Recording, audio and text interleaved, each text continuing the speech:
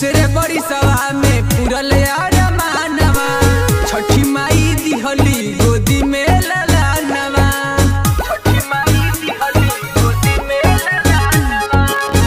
तीसरे बड़ी सभा में पूरल यार मानवा छठी माई दिहली गोदी में ललानवा। बात कहिले साची जी तमरे अचर पर नचनिया नाची जी हमरा दुआरा पर नचनिया नाची जी।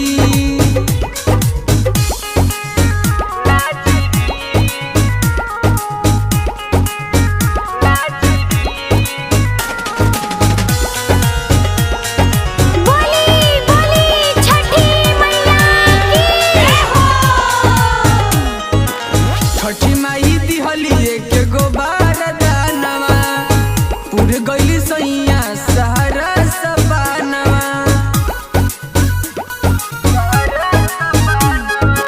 छठी माई दिहली एक गो बारदानवा पूर गइली सैया सहारा सबानवा।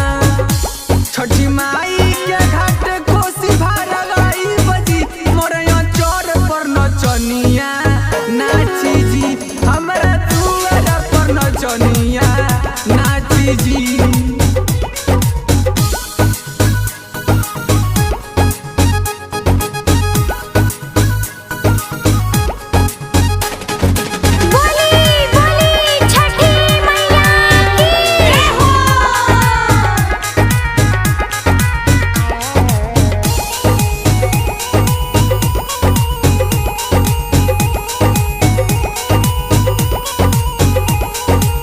मनी से राइटर से